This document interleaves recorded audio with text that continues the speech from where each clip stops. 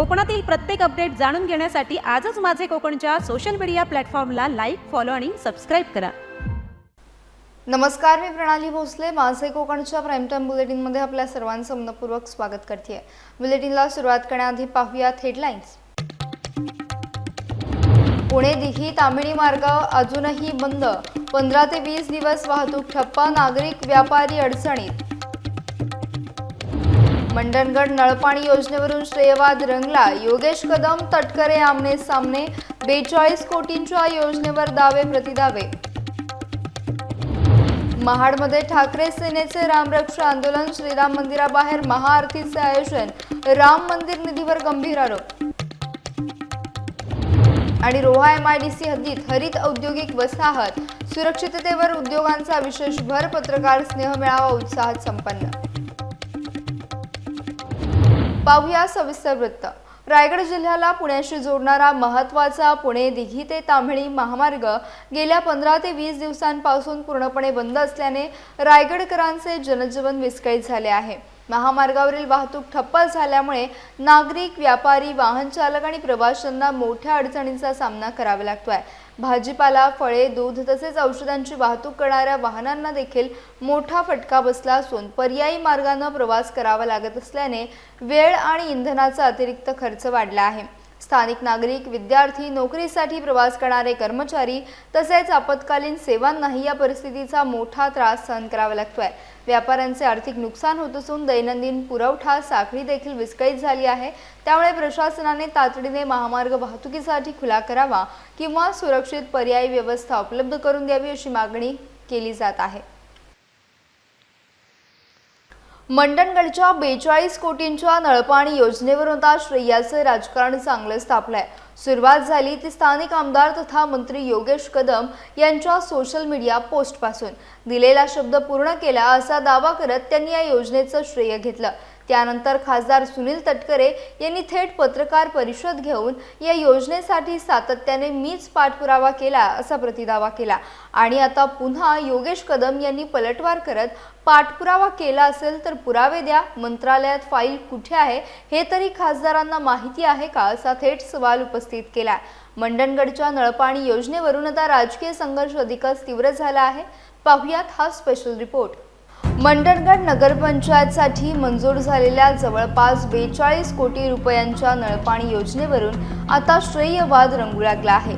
या वादाची सुरुवात झाली ती मंत्री तथा स्थानिक आमदार योगेश कदम यांच्या सोशल मीडिया पोस्टपासून. दिलेला शब्द पूर्ण केला अशा शब्दात त्यांनी पोस्ट करत केंद्र सरकारच्या अमृत 2.0 अभियानांतर्गत मंडणगडच्या पाणीपुरवठा प्रकल्पाला मंजुरी मिळाल्याची माहिती दिली. या पोस्टमध्ये त्यांनी उपमुख्यमंत्री एकनाथ शिंदे, मुख्यमंत्री देवेंद्र फडणवीस आणि राज्य सरकारचे आभार मानत निवडणुकीत जनतेला दिलेला शब्द पूर्ण केल्याचा दावा केला. योगेश कदम यांच्या पोस्टनंतर राजकीय वातावरण तापलं. रायगड रत्नागिरीचे खासदार सुनील तटकरे यांनी पत्रकार परिषद घेत या दाव्यावर प्रतिक्रिया देत वेगळाच दावा केला. यावेळी नळपाणी योजनेसाठी सातत्यानं आम्हीच पाठपुरावा केलाय असं तटकरे म्हणाले. कोणी श्रेय घेत असेल तर आमची हरकत नाही, पण जनतेला माहिती आहे की हे काम कोणी केलंय. खासदारांच्या वक्तव्यानंतर श्रेयाच्या राजकारणाला नवं वळण मिळालं. नाही, मला या बाबतीमध्ये कुठला श्रेयवाद घ्यायचा नाही. मला आठवतं की मी ज्या वेळेला आढावा बैठक मंडणगड नगर पंचायतीच्याच कार्यालयामध्ये घेतली, त्यावेळेला तिथे असलेल्या विद्यमान आमचे जे काय नगराध्यक्ष नवनिर्वाचित आहेत किंवा नगरसेवक आहेत त्या सर्वांची मागणी झालेली आपल्यापैकी अनेकांनी सुद्धा पाहिली. अगदी DPR म्हणजे अंदाजपत्रक तयार करण्यापासून तांत्रिक मान्यता मिळेपर्यंत, जलसंपदा विभागाची नार्क दाखला मिळेपर्यंत, जागा प्राप्त करण्यासाठी सतत मला ज्या ठिकाणी प्रयत्न करायला लागले त्यावेळेला मी केले. आणि अमृत 2 अंतर्गत जी भारत सरकारच्या मार्फत ही योजना राबवली जाते, भारत सरकारचा हिस्सा आणि राज्य सरकारचा आहे, त्याच्यामध्ये आज आम्ही त्याच्यामध्ये मान्यता मिळवलेली आहे. त्यामुळे इतर कोणी काय श्रेय घेत असेल तर माझा त्याच्यावरती आक्षेप नाही, जनतेला माहिती आहे. मात्र खासदारांच्या दाव्यानंतर मंत्री तथा आमदार योगेश कदम यांनीही जोरदार पलटवार केला. योगेश कदम म्हणाले, खासदारांनी पाठपुरावा केला असेल तर तो नेमका कधी आणि कसा केला याची माहिती जनतेसमोर ठेवावी. इतक्यावरच ते थांबले नाहीत, तर त्यांनी पुढे टीका करत या योजनेबाबत खासदारांना कोणतीही माहिती नाही, मंत्रालयात या नळपाणी योजनेची फाईल नेमकी कुठे आहे हेही त्यांना माहीत नसावं असं म्हणत खासदार सुनील तटकरे यांच्यावर निशाणा साधला. त्यांनी कशा प्रकारे मंजूर करून आणले ह्याचा खुलासा केला असतं बरं झालं असतं. गेले 1.25 वर्ष आम्ही याचा पाठपुरावा केला. रोडगेजी याचे CEO आहेत मंडणगड नगरपंचायतचे, त्यांच्या संपर्कामध्ये राहून आमच्या नगरसेवकांनी सगळा प्रस्ताव तयार करून घेतला. अजून पण कदाचित खासदार महोदयांना माहिती नाही आहे, नळपाणी योजना मंजूर झालेली आहे, परंतु त्याचं योजनेकरिता आरोग्य विभागाच्या एका जागेचा प्रस्ताव हा शासनाकडे प्रलंबित आहे आणि जोपर्यंत तो प्रस्ताव मंजूर होत नाही तोपर्यंत योजना ही कार्यरत किंवा ह्याचं योजनेचं काम चालू होऊ शकणार नाहीये. की त्यांना कळायची माहिती पण नाहीये, कारण ते पाठपुरावाच करत नाहीयेत. मंत्रालयामध्ये फाईल सध्या ती कुठे आहे हे पण त्यांना माहिती नसावं. आता आरोग्य विभागाची ज्या जागेची मागणी केलेली आहे तो प्रस्ताव प्रकाश आंबेडकर साहेबांच्याकडे 4-5 दिवसापूर्वीच पोहोचलेला आहे. कालच मी आरोग्यमंत्री महोदयांची चर्चा देखील केलेली आहे की 2 दिवसामध्ये त्याला मंजुरी मिळेल, म्हणजे आरोग्य विभागाची जागा ही नळपाणी योजनेकरता उपलब्ध होईल आणि मग नळपाणी योजनेचे टेंडर प्रोसेस वगैरे सगळी पूर्ण होईल आणि त्या योजनेचं काम चालू होईल. आणि कुठलेही राजकारण न करता माननीय एकनाथ शिंदे साहेबांच्या मदतीने आज ही योजना आपण मंजूर करून घेतलेली आहे. एकीकडे दिलेला शब्द पूर्ण केला असा योगेश कदम यांचा दावा, दुसरीकडे या योजनेसाठी आम्हीच पाठपुरावा केला असा खासदार सुनील तटकरे यांचा प्रतिदावा. आणि त्यानंतर पाठपुराव्याचे पुरावे द्या, फाईलची माहिती तरी आहे का असा योगेश कदम यांचा पलटवार. यामुळे मंडणगडच्या पाणी योजनेवरून श्रेयवादाचं राजकारण आता थेट आरोप प्रत्यारोपांच्या टप्प्यावर पोहोचलंय. विकास कामांवरून श्रेय घेण्याची स्पर्धा महाराष्ट्राच्या राजकारणात नवीन आहे. मात्र मंडणगडच्या नळपाणी योजनेवरून सुरू झालेला हा वाद आता अधिकच चिघळताना दिसत आहे. सोशल मीडिया पोस्ट, पत्रकार परिषद, दावे प्रतिदावे आणि त्यानंतरचा पलटवार या राजकीय संघर्षाचा पुढचा अंक काय असेल हे पाहणं आता महत्त्वाचं ठरणार आहे. माझे कोकणसाठी सागर कदम, मंडणगड, रत्नागिरी. रायगड जिल्ह्यातील महाड शहरात शिवसेनेच्या ठाकरे गटाने केंद्र आणि राज्य सरकारच्या विरोधात रामरक्षा आंदोलन केलं. या निमित्तानं महाड येथील श्रीराम मंदिराबाहेर रामरक्षा पठण करत महाआरती करण्यात आली. आंदोलनादरम्यान राम मंदिरातील चोरीचा विरोध करणारे बॅनर देखील झळकवण्यात आले. यावेळी रायगडचे संपर्क प्रमुख संजय कदम यांनी राम मंदिरातील चोरीचा पैसा आमदार आणि खासदार फोडण्यासाठी वापरण्यात आल्याचा आरोप केला. तसेच हे आंदोलन घरोघरी पोहोचवण्याची घोषणा त्यांनी केली. या आंदोलनात रायगड जिल्ह्यातील विविध हिंदू संघटनांचे प्रतिनिधी तसेच महाड शहरातील ठाकरे सेनेचे पदाधिकारी आणि कार्यकर्ते उपस्थित होते. रायगड जिल्हा शिवसेना उद्धव बाळासाहेब ठाकरे या पक्षाच्या वतीने रामरक्षा आंदोलन या ठिकाणी महाड 14 तळे या ठिकाणी झालेलं आहे. आणि ह्या रामरक्षा आंदोलन जे आहे हे आपल्या सगळ्यांना माहिती आहे की रामाच्या दानपेटीत झालेली चोरी आणि ही चोरी जी आहे, या चोरीचा जो पैसा आहे हे अनेक राज्यांमधले राज्य पाडण्यासाठी, त्या राज्यातील खासदार आमदार खरेदी करण्यासाठी हा पैसा वापरला जातो. आणि रामाला पुढे करून हे जे रावण राज्य चालवत आहेत, ह्या रावण राज्याच्या विरोधामध्ये शिवसेना उद्धव बाळासाहेब ठाकरेचा ह्या महाराष्ट्रातील प्रत्येक शिवसैनिक हा रस्त्यावरती उतरलेला आहे. आणि हे आंदोलन जे आहे हे प्रत्येक घरापर्यंत घेऊन जाण्याची तयारी आता सुरू झालेली आहे. रायगड जिल्ह्यातील रोहा धाटाव MIDC सुरक्षितता, पर्यावरण संवर्धन आणि नियोजनबद्ध औद्योगिक विकासामुळे राज्यातील वेगळी ओळख निर्माण करत असल्याचे प्रतिपादन रोहा इंडस्ट्रियल असोसिएशनचे अध्यक्ष PP बारदेसकर यांनी केले. धाटाव येथील RIA सभागृहात आयोजित पत्रकार स्नेह मेळाव्यात ते बोलत होते. रोहा धाटाव MIDC मध्ये औद्योगिक अपघातांचे प्रमाण अत्यंत कमी असून सुरक्षिततेच्या नियमांचे काटेकोर पालन आणि पर्यावरणपूरक उपक्रमांची प्रभावी अंमलबजावणी केली जात असल्याचे त्यांनी सांगितले.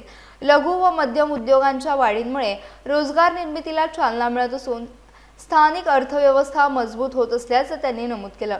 कार्यक्रमाला तालुक्यातील पत्रकार मोठ्या संख्येने उपस्थित होते. पर्यावरण संवर्धनाचा संदेश देत उपस्थित पत्रकारांना सुपारीची रोपे भेट देण्यात आली. कार्यक्रमाचे सूत्रसंचालन पराग फुकणे यांनी केले. त्यावेळी महाराष्ट्राचा आपण 9% त्या पुस्तकात लिहिल्याप्रमाणे, मी तुम्हाला पाहिजे कॉपी देईन, आहेत ते पुस्तके. आणि मला अशी भीती अशी वाटते 2026 ते आपण बऱ्याचशा मायनॉरिटीमध्ये आलेलो असू. हे असं का व्हायला? आता हा खरा कणीचा प्रश्न आहे, हा दुःखाचा प्रश्न आहे.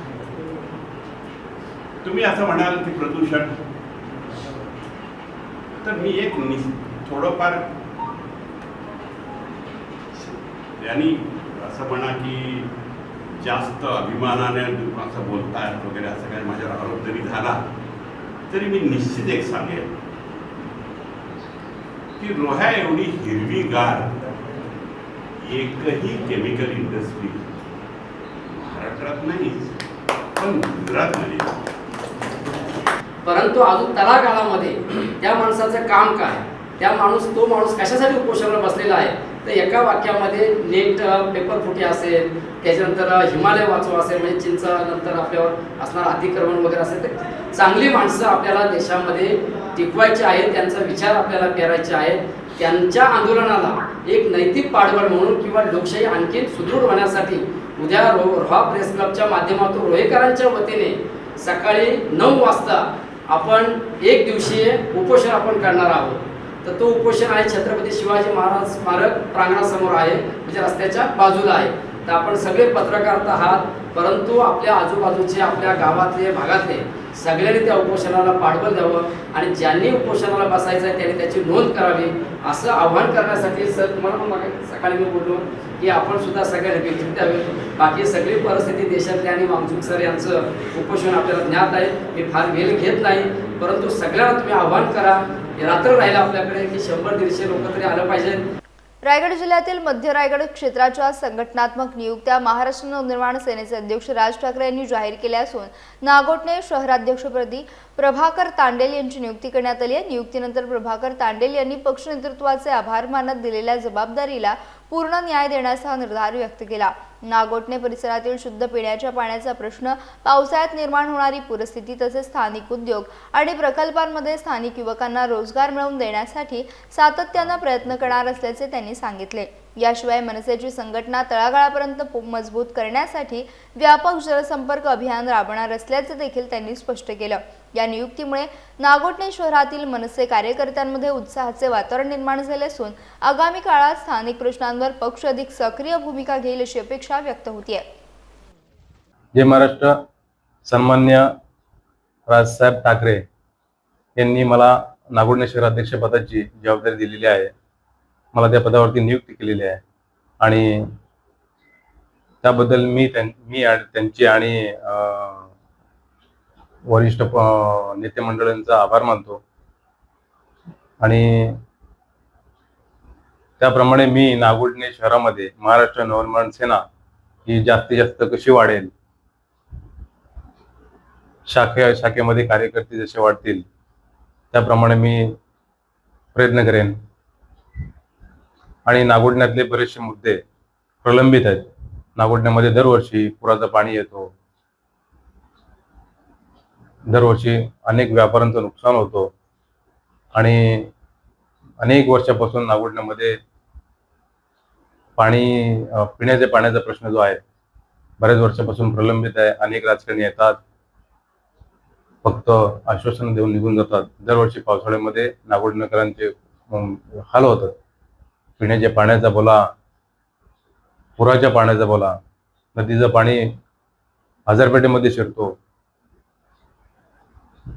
त्यामध्ये अनेक व्यापाऱ्यांचं प्रत्येक वर्षी नुकसान होतं.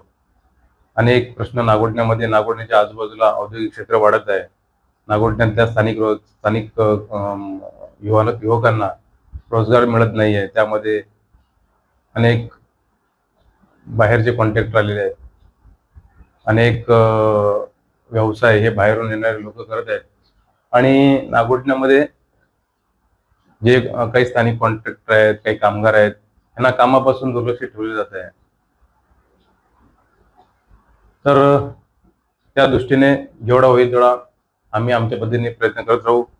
रायगड जिल्ह्यात महाराष्ट्र नौनिर्माण सेनेच्या संघटनात्मक नियुक्त्या जाहीर करण्यात आल्या असून मनसेचे माजी जिल्हा सचिव शेखर सावंत यांची रायगड जिल्हा संघटकपदी निवड करण्यात आली आहे। पक्षाध्यक्ष राज ठाकरे यांनी दादर येथील शिवतीर्थ निवासस्थानी सावंत यांना नियुक्तीपत्र प्रदान केले। मनसेच्या स्थापनेपासून पक्षात सक्रिय असलेल्या शेखर सावंत यांनी म्हसळा आणि श्रीवर्धन तालुक्यात संघटना विस्तारासाठी काम केले। त्यांच्या कार्याची दखल घेत रस्ते, साधन सुविधा आणि अस्थापना विभागांतर्गत जिल्हा संघटक पदाची जबाबदारी त्यांच्यावर सोपवण्यात आली आहे। यापूर्वी त्यांनी शाखाध्यक्ष, म्हसळा खाडीपट्टा विभागाध्यक्ष आणि श्रीवर्धन तालुका संपर्क अध्यक्ष अशी विविध पदे भूषवली आहेत। या नियुक्तीबद्दल कार्यकर्ते आणि विविध स्तरातून त्यांचे अभिनंदन करण्यात येत आहे।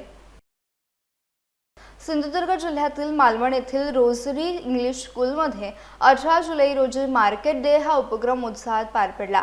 विद्यार्थ्यांसाठी आनंददायी शनिवार साजरा करण्याच्या उद्देशाने आयोजित करण्यात आलेल्या उपक्रमाचे आयोजन मुख्याध्यापक फादर अँथनी डिसोजा यांच्या मार्गदर्शनाखाली शिक्षक आणि शिक्षकेतर कर्मचाऱ्यांच्या सहकार्याने करण्यात आले। यावेळी विद्यार्थ्यांनी राजभाज्यांची विक्री करत प्रत्यक्ष व्यवसायाचा अनुभव घेतला। विक्रेता आणि ग्राहक या दोन्ही भूमिका साकारत त्यांनी वस्तूंची मांडणी, ग्राहकांशी संवाद, विक्री प्रक्रिया आणि पैशांचे व्यवस्थापन याचा प्रत्यक्ष सराव केला।